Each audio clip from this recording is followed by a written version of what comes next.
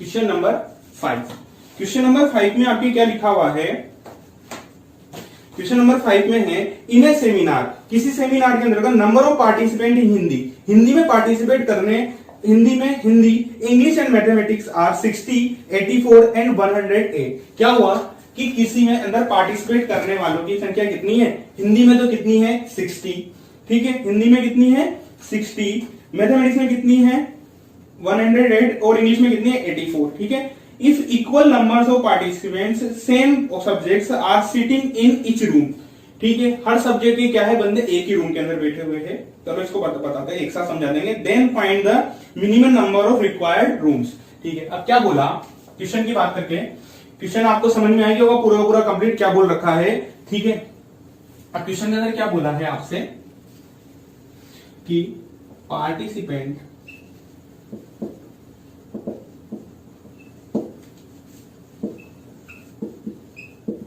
तो आपके किसके पार्टिसिपेंट्स हो हिंदी, पार्टिसिपेंट्स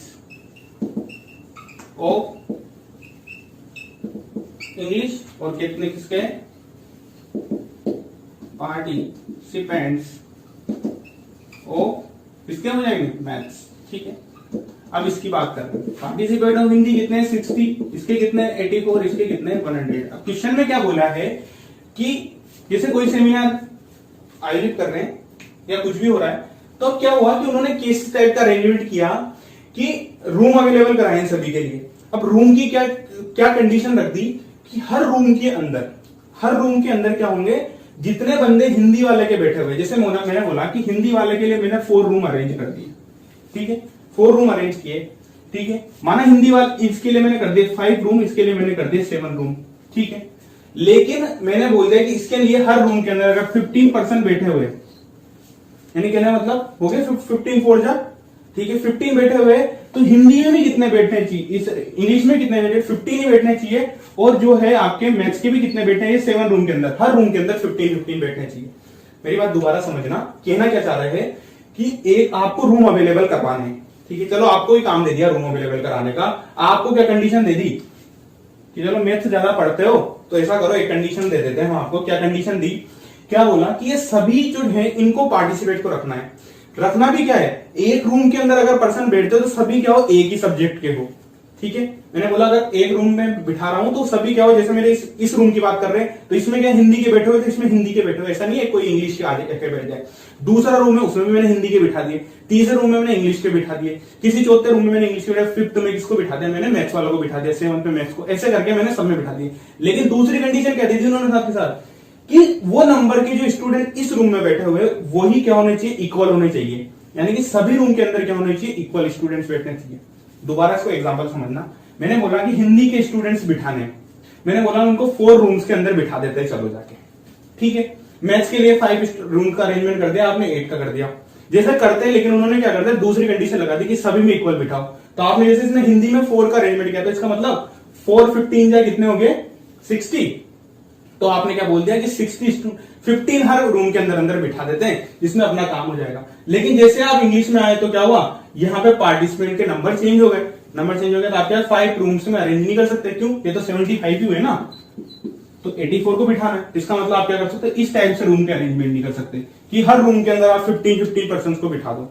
तो आप क्या करोगे? ये निकालोगे कि हर रूम के अंदर सबसे पहले कितने पार्टिसिपेंट बिठाए, कि आप पहले हर रूम के पार्टिसिपेंट्स का अगर कॉमन नंबर फाइंड कर लोगे तो आप क्या बता सकते हो इजीली कि इतने रूम्स का हमको अरेंजमेंट करना पड़ेगा। यानी पहला अपन को क्या निकालना है? पार्टिसिपेंट्स कितने लगेंगे, यानी पार्टिसिपेंट हर रूम में कितने बैठने वाले हैं, ठीक है।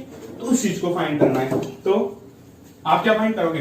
चलो एलसीएम फाइंड करके देखते हैं कि एलसीएम से होता है इससे। तो पहले 60 के फैक्टर्स कर लेते हैं, 2 into 2 into 3 into 5, ठीक है। 84 की बात करके चले, 2 into 2 into 3 into 7 कितना हो गया? 21, 21 into 2 42 है ना, 42 into 2 84, ठीक है। इसके बाद 108 को 2 से डिवाइड किया, ठीक है। 54 को 2 से डिवाइड किया, 27 को 3 से, 3 से 9, गलत कर दिया तो मैंने। इसका 180 करोगे 2 2 3 सॉरी, है ना। ठीक है, अब आपसे बोला कि आपने बोला कि सर इसमें एलसीएम निकालेंगे हम, तो कि एलसीएम से हो सकता है सर, कॉमन नंबर ही तो निकालना है, एलसीएम से निकल जाएगा। चलो एलसीएम से निकाल के देख लेते हैं क्या हुआ। एलसीएम क्या हुआ, आपने निकाला, कितना हो गया यहाँ पे 2 स्क्वायर इंटू 3 इंटू 5, ये कितना हो गया 2 स्क्वायर इंटू 3 इंटू 7, और यहाँ पे 2 स्क्वायर इंटू 3 क्यूब। ठीक है, अब सबसे ज्यादा पावर जो 2 की है वो ले लो, कितना हो गया 2 स्क्वायर, 3 की सबसे ज्यादा पावर कितनी है 3 क्यूब, और बचे क्या 5 और 7 बच गए भाई साहब, इनको भी लेके चल देते हैं। ये हो गया, अब निकालो कितना हो गया 4 इंटू 27 इंटू 35, यानी कि 140 इंटू 37। ये तो पार्टिसिपेंट्स है क्या, अब बताओ, इतने तो पार्टिसिपेंट है, पार्टिसिपेंट भी ना जितना तो ये नंबर आ रहा है, इसका मतलब क्या करोगे, इसको एलसीएम से फाइंड नहीं कर सकते, तो आप किससे फाइंड करोगे इसको, एसीएफ से। तो आप निकालो, इसके अंदर क्या निकालोगे, एसीएफ। ठीक है, एसीएफ निकाला आपने, एसीएफ निकालते हैं क्या होगा, जो कॉमन आ रहा है सभी में वो नंबर ले लेंगे। ठीक है, अब देखो 3 को यहाँ पे ऐसे लिख दो, 3 इंटू 3 इंटू 3, इसके बाद ये 3 सभी में कॉमन आ रहा है तो 3 ले लिया। उसके अलावा देखो 5 तो सभी में नहीं आ रहा, 7 भी सभी में नहीं आ रहा, और बचे हुए 2 3 है, वो भी सभी में कॉमन थोड़ी निकल रहे, तो इसलिए क्या हो गया 2 स्क्वायर इंटू 3, इसका मतलब क्या हो गया 12, यानी कि आप हर रूम में कितने पार्टिसिपेंट्स को बिठाओगे, 12 पार्टिसिपेंट को। अब आपको क्या बताना है कि कितने रूम का अरेंजमेंट आपको करना पड़ेगा, तो रूम्स फॉर हिंदी पार्टिसिपेंट्स, इसके पार्टिसिपेंट के लिए कितने परसेंट है 60 अपॉन 12 इज इक्वल टू कितना हो जाएगा, या टोटल रूम लिख देते हैं चलो उसमें। अब क्या करते हैं, टोटल रूम की बात कर लेते हैं। टोटल रूम कैसे होगा, टोटल रूम कितने पर्सन है सारे के सारे 60 प्लस 84 प्लस 108 अपॉन 12, इसको प्लस करके 12 से डिवाइड कर देंगे, कितना हो जाएगा, कितना हो जाएगा 252 अपॉन 12, तो कितना हो जाएगा 21, यानी कितने रूम की रिक्वायरमेंट होगी आपको, 21 रूम्स की रिक्वायरमेंट होगी आपको। ठीक है, हो गया कंप्लीट। स्क्रीनशॉट ले लो, या स्क्रीनशॉट ले लिया करो, या फिर इसको नोट कर लिया करो। ठीक है,